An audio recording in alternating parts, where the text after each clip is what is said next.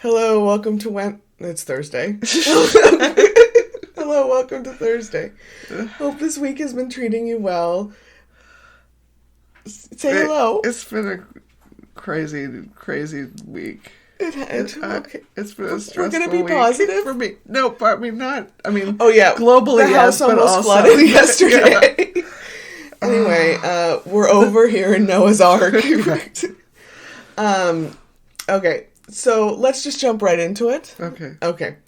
The fake backlash to Meghan visiting Uvalde. I think I said that right. Uvalde. I think it's Uvalde. Pronounced Spanish style. I think some people in Texas and there may call it Uvalde. I don't know. Oh, I don't want to sound like a hick. Whatever. It led to more people pointing out that photo ops. So basically, there was all this backlash. We talked about it last week, or I talked about it last week. But basically, it led to more people pointing out that photo ops are literally what royals do for work. That's all they do. Well, yeah. Even though their real job is just waiting for someone to die, is their actual job. They job title, job position. While they wait for somebody to die, photo ops is what they do. They literally usually show up with full hair and makeup done and in heels just for photos. That's what you do for a photo op. Yes. And I guess if you're not in the line of succession, that's your sole job. True. Although I think maybe you just always have your fingers crossed that enough people die. Well, yeah. And, some people not in the line of succession actually have real jobs. So, like there's who? that. Who has a real job? The York girls, at least nominally. Oh my God, they have. At least not. Well, but okay, it's something. Fine. They nominally have real jobs. Multiple tabloids are now claiming that William and Harry hold weekly video calls, which is probably not true. Probably. But it is interesting, though, that in all the leaks, it's just William. It's never anybody else in his family. And in many of the stories, there are negative lines about Kate. Yeah. I think she better start watching for a bus. Yeah. Because she's going to find herself underneath one. I don't think it's true. I'm just going to lead off with that. Although, again, usually when there is a group of relatively the same story from multiple outlets, that generally most of us think that means something was leaked, like that's an organized thing. Yeah. And it's just interesting that right before this whole little Queen party thing, that they felt the need to say, no, William and Harry have made up, but only William and Harry. Yeah. Nobody else. That's silly. Well, it's silly, and it's just interesting. Yeah. They're not having weekly video calls. I don't think they're having weekly video calls. The Queen's Jubilee started today. Someone started a thread about all their favorite things the Queen has done over her 70 years, which got some attention. These things included that she negotiated clauses in the Equality and Diversity Act so she wouldn't have to hire colored or foreign workers. That is a quote. Many people think her private secretary colluded with Australians to oust an elected prime minister. Apparently she did the same in British New Guinea or somewhere. People think she interfered with Scottish independence.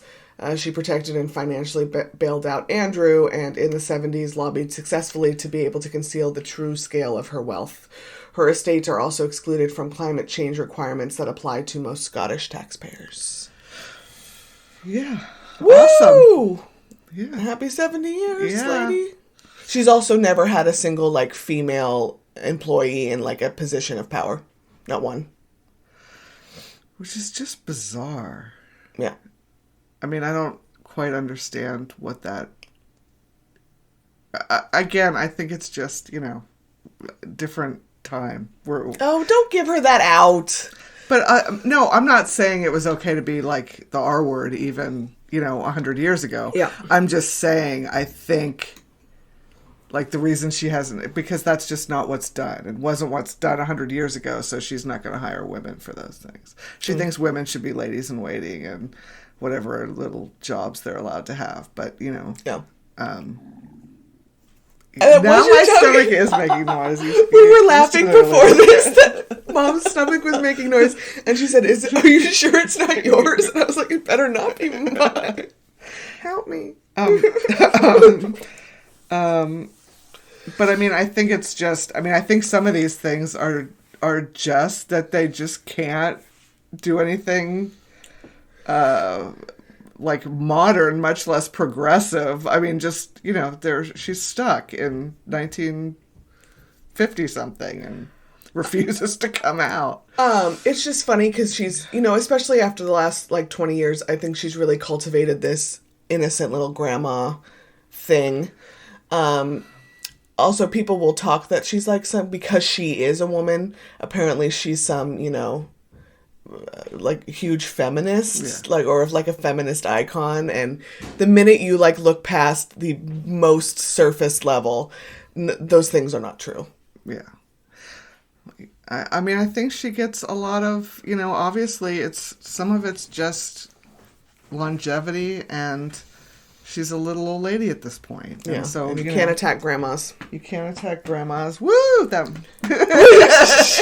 You're not that old yet. I'm sorry. Maybe when you're a great grandma, you can pull that. Yeah. I mean, I think people aren't going to attack some little old lady. And, for most Brits, she's been the queen for their entire lives, or at least most of it. So, people are either kind of her contemporaries, more or less. I mean, and she's been queen since they were a child, or she's been queen their whole life. Yeah. I mean, I go between, to be totally honest with you, I go between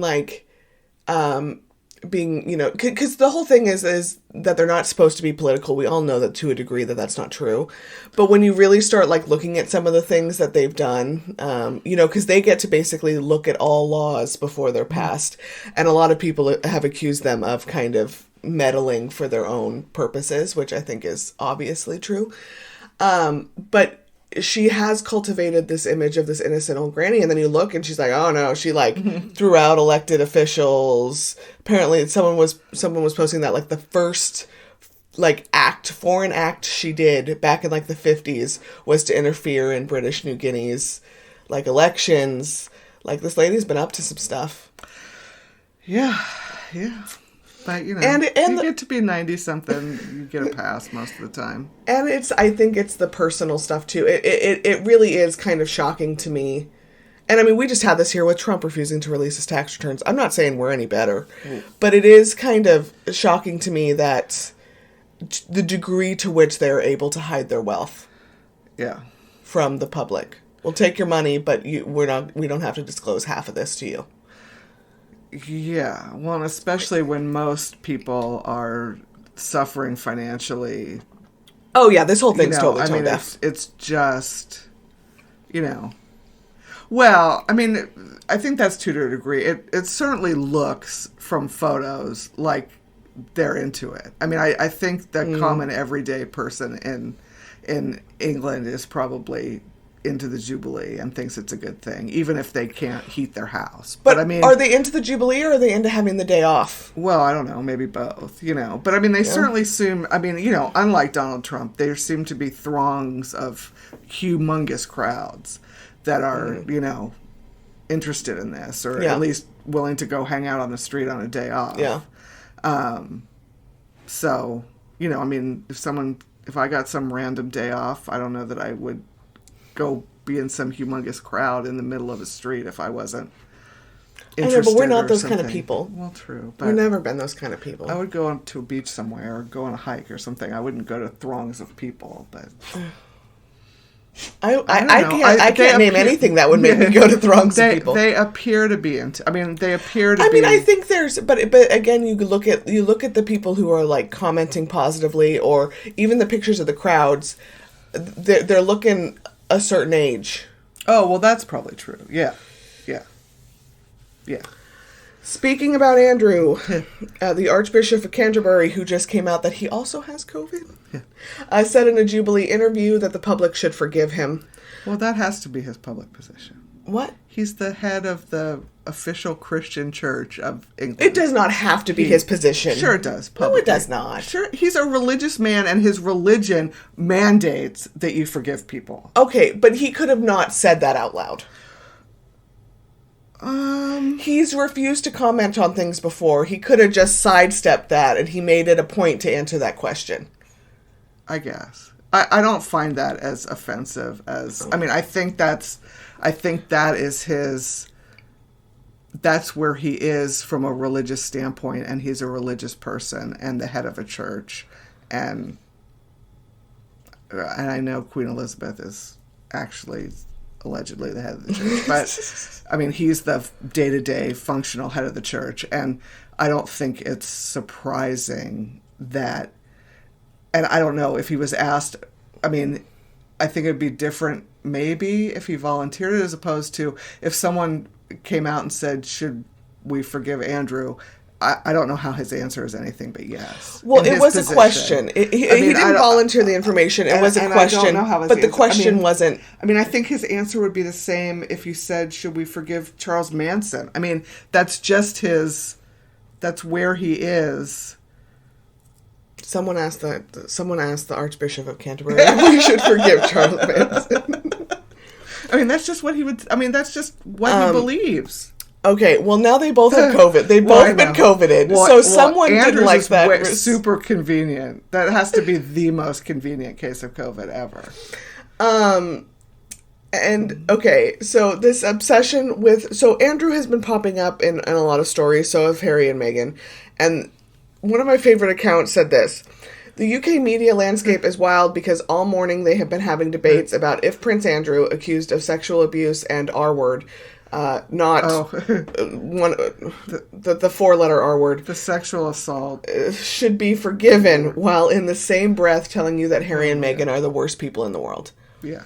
Well, I mean, that's ridiculous. Well, it is. I mean, it's ridiculous on his face, but, like, this is on, like, morning talk shows. This isn't some, like... churchy discussion. Well, not churchy discussion, or, like, this isn't some, this isn't their version of Breitbart saying this. This is mainstream UK news organizations trying to tell you that, we should welcome Prince Andrew back into the fold, but Harry and Meghan are the worst people known to man. Well, yeah, and that's ridiculous. Yeah. Clearly. And I mean, I think a little bit forgiven is a misnomer there, because I think the way... For example, the Archbishop of Canterbury would consider forgiving people is different than should Andrew be back, in the public eye, making public appearances, being at the Queen's, party side through things. I mean, I think that's a whole different discussion than the kind of religious / humanitarian, do we, forgive people? Well, I say no to both. Yeah.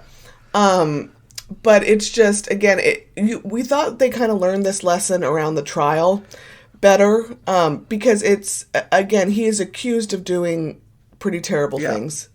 Not pretty terrible things. And with the type of crimes he's accused of doing, those aren't things you do just once. Probably not. He maintained his friendship with Epstein for many years. Yeah. Even after it was exposed what he was. Yeah. And again, the accusations are terrible, and he settled for a very high dollar amount, which I know legally is whatever. I don't care. Right. I think leads most people to believe that he could not defend himself against the accusations which were made against him. Well, and it's it's just the comparisons. Well, no, that's what I'm getting to is that his crime, these accusations are very serious. What has Harry and Meghan done? Nothing. I mean, nothing bad. I mean, nothing. Well, according to us, but again, it's kind of shocking to see mainstream. It's like the Today Show going up and being like, "Stop talking about Andrew's, accusations of sex crimes. Instead, let's talk about Harry marrying a black woman." Yeah. Well, I mean, I think they had to, I think that probably was somehow their way to try and deflect attention from Harry and Meghan.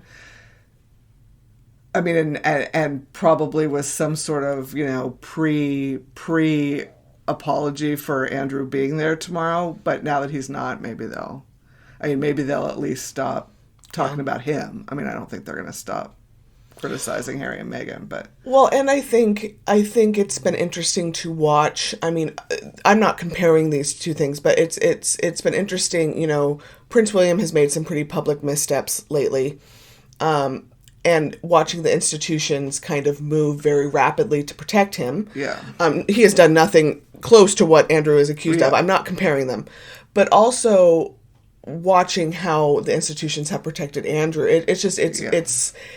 It goes back to this whole thing of them saying there's nothing we could do for Harry and Meghan, which is obviously bull.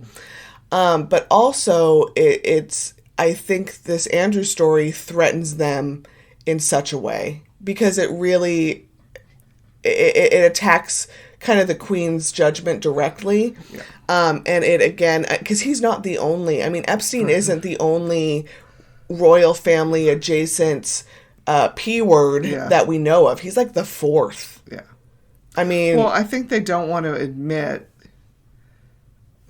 I mean, you know, they don't want to admit that there's, you know, people in the royal family do bad things. You know, I mean... Yeah.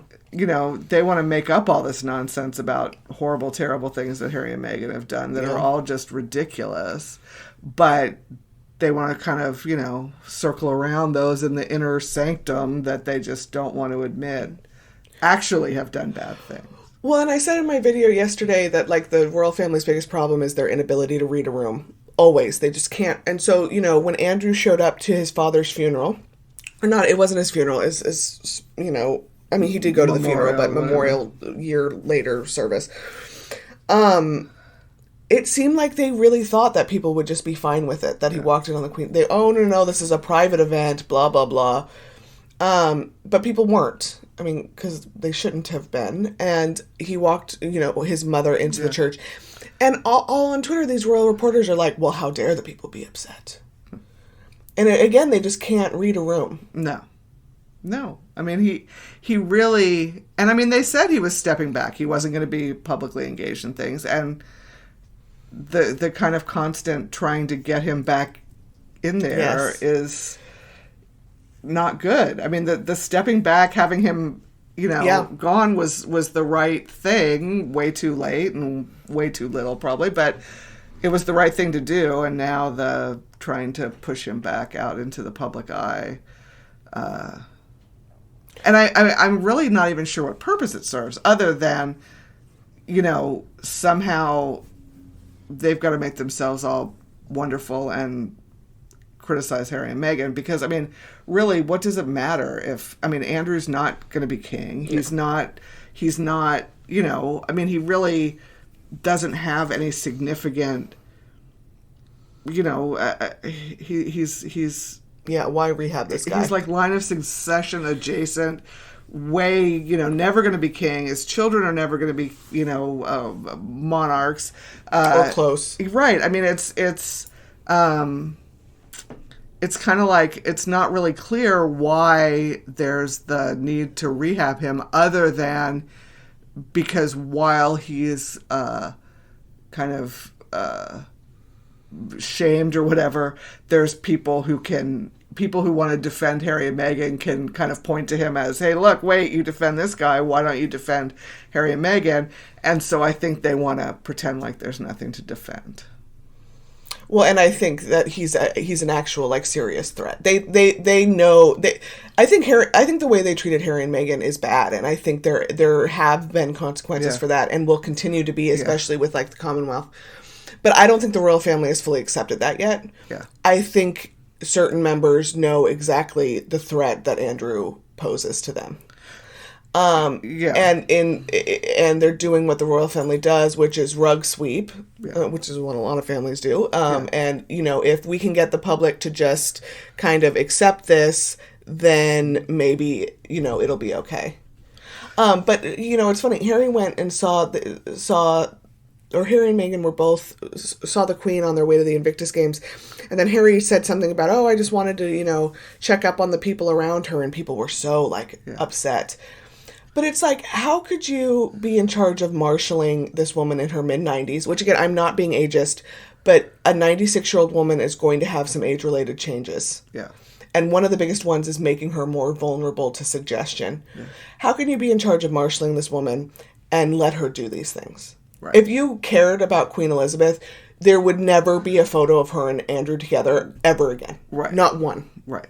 If you cared about her at all. Yeah. And I think actually, I mean, I think part of the...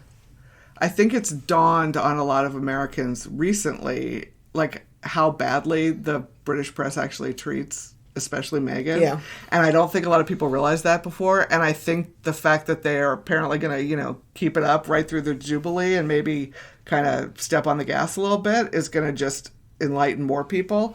And that's not going to be good. I mean, not that necessarily they care a whole lot about what Americans think, but...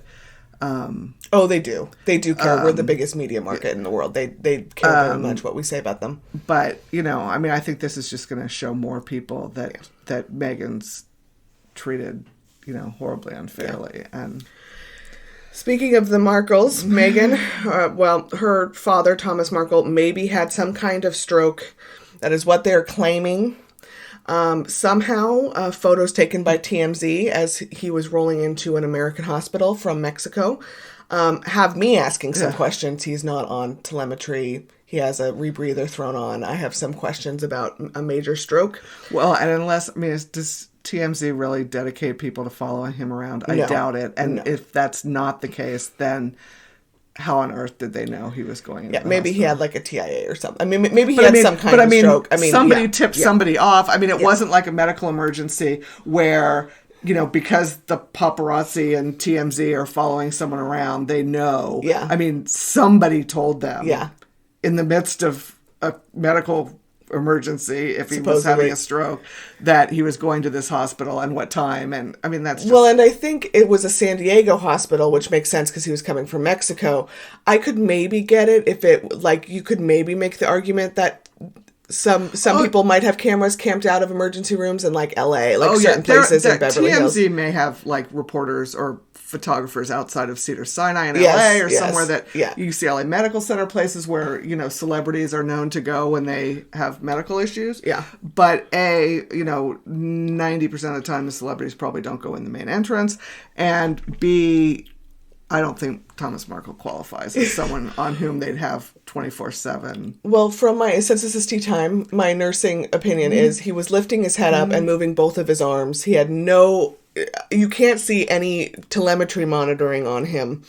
Nor can you, there's some questions. The whole thing just screams. Well, so apparently he was going to come to the Jubilee. Yeah. To try and, you know, shame his daughter some more. Yeah. And the people who hate Meghan for whatever reason love to bash her with her, you know, her father and her sister, who are more than willing to play ball. Yeah. And Omid Scobie had this really good piece about how really the only thing you can do with narcissistic parents is cut them off. Or, I mean, really any family members is you have to cut them off. Because if Meghan did go talk to him, the first thing he would do is run to the press. Right. And it's just, I guess it's just kind of sad that in the year 2022, I thought we were kind of getting better about talking about kind of these family systems that are really dysfunctional. And to see a grown woman who apparently was very financially kind to her father in his later years, who had a relationship with him until she started dating Prince Harry, and he just went on the, I don't know if he saw dollar signs or fame signs or whatever, but it's just kind of disappointing to see the way people talk about this. Yeah. Well, and it's sad, and it's, you know, I mean, it's particularly sad that her father and sister are so willing to, you know, get down in the gutter, but she seems to have found a way to deal with that, to keep herself, you know, kind of healthy mentally and everything. And it's too bad that, you know, the media won't let her, the British media won't let her have her piece on that, you know. Yeah. It goes back to the, you know, again, that no matter what your parents do to you, you have to, you know, be nice to them to some degree. And it's like, it's just frustrating. Like, I feel like we've talked about this a lot, like culturally recently. And then the minute it actually happens, again, we're slamming a woman for cutting her father off, who was more than willing to trash her in the press. Yeah. He doesn't deserve anything. No. And she doesn't deserve the crap they're heaping on her. I know, but they got to have something. I know. Because we can't talk about Andrew. Yeah. Okay, because they're on British time, we actually get to talk about Harry and Meghan at the Trooping, because they're 8 hours ahead of us. I actually don't mind Meghan's hat, which is weird, because I'm not a huge hat person. Oh, I like her hat, too. Oh, yeah, and you're not a huge hat person either. Well, good for you. I'm just sort of over it. I just sort of feel like... I actually historically have loved hats, and I love the whole kind of British hat thing. But to me, lately, it's felt like maybe it's just another one of these anachronisms that, 2022, do women have to wear hats? I don't know. Sometimes they're cute. Yeah. Sometimes I don't hate them. But sometimes they're just silly. I don't know. Yeah, I don't know. They look comfy and happy with other members of the royal family in the little office in Buckingham Palace. And no balcony appearance, which I actually think is great, because the airline on the balcony looked pretty miserable. Yes, I think Prince Louis spoke for them all. He was over it. He was way over it. And the military cosplay, why? Why do they do that? I don't know. And I mean, I know there is a kind of a why, but again, we talked about this when Charles did his whole little Parliament thing. Just the imagery from going to a little old lady in her cute little hat, matching little outfit, very small in physical stature, going to this elderly man that looks like a dictator from some, is a jarring image change. And it's especially because we really don't have anything like this in the United States. It just screams to me of stolen, it just... Yeah, it just seems like cosplay. I mean, it seems like they're dressing up in costumes. Yeah, but they're 70 years old, so they should stop but it's doing ridiculous. that. And I mean, look at the kids too. I mean, Louis was cute, but that sailor outfit is, from 1945. Yeah. And how old's George? 7? Yeah. He doesn't need to wear a suit. I mean, it's just... But they put him in a suit to go to soccer games. I mean, I realize it's like a dress-up occasion, but I don't think... Even in a dressed-up situation, unless they're, in a tux to be a ring bearer in a wedding or something, why you would ever put a 7-year-old in a suit is beyond me. Put him in a nice shirt. I don't know. It just... Let him be a kid. Let him be kids. I mean, it's just so... It's just so old-fashioned, which, I mean, there's nothing, I guess, inherently wrong sometimes with stuff that's old-fashioned, but it just... Again, just screams that, we are not willing to live in 2022. Well, and there's this big difference. 2000 or probably 1995. But I mean... Between Harry and Meghan tucked in with the other family members, interacting with children in a very normal way, kind of behind the scenes, and this balcony shot of the, the Cambridges and their kids and the Queen and Charles and Camilla, that close-up shot.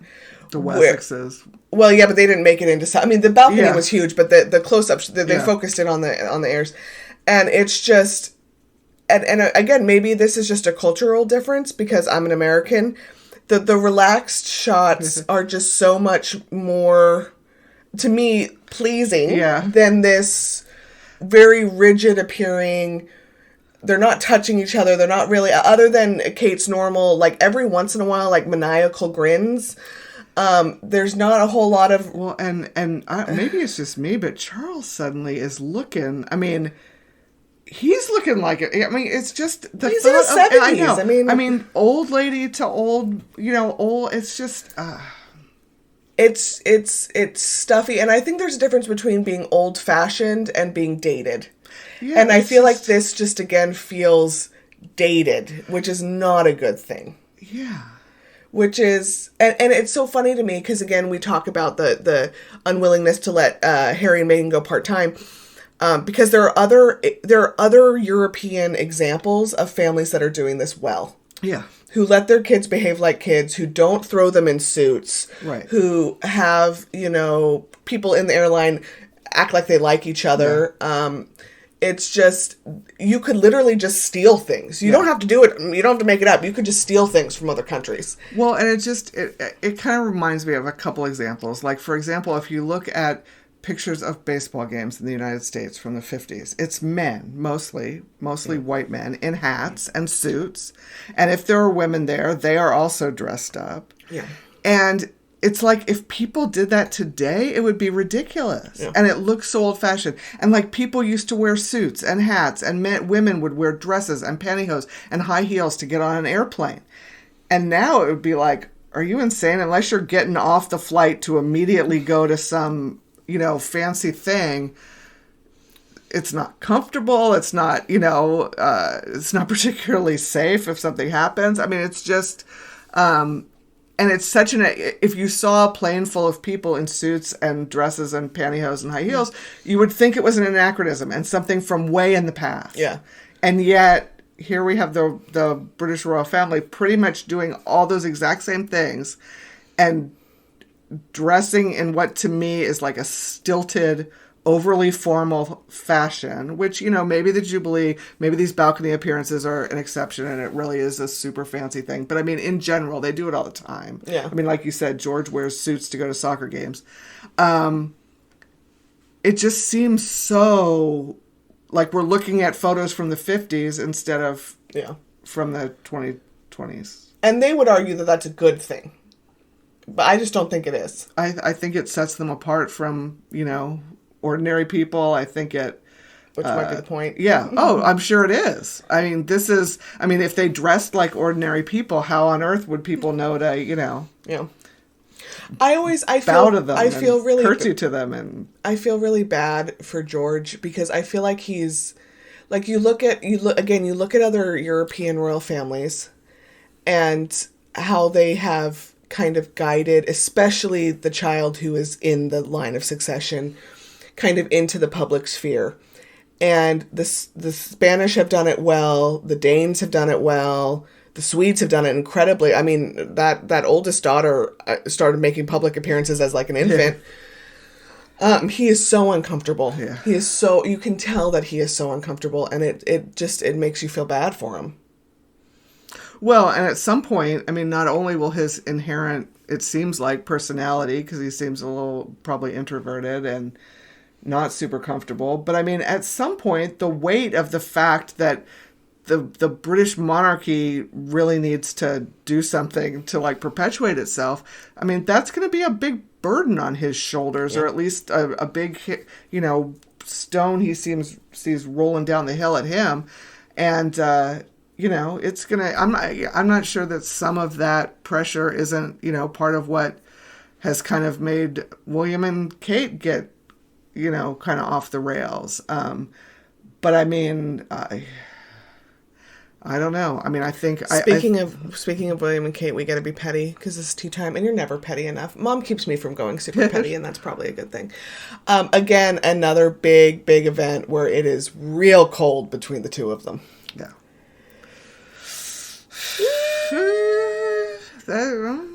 We will see. Yeah.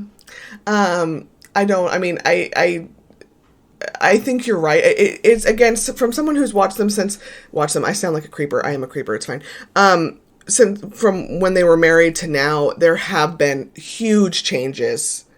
I feel like, and maybe you're right. I mean, maybe it is some of that pressure. But it's just it again is watching. It's kind of like watching a slow train wreck. But we are kind of entering the we don't look at each other in public unless it's forced. Mm-hmm. We don't touch each other. We don't really stand next to each other. It's probably bad. Probably bad. Mm-hmm. We'll see what happens. We'll see if the public accepts a Liz and Phil situation where they just. And then I feel bad for the kids because they're literally, there was that soccer game I was talking about, football, whatever, you know what I'm talking about, where it was obviously awkward between them, and then you have George literally in the middle, in the public eye, in a suit, looking uncomfortable, probably physically uncomfortable.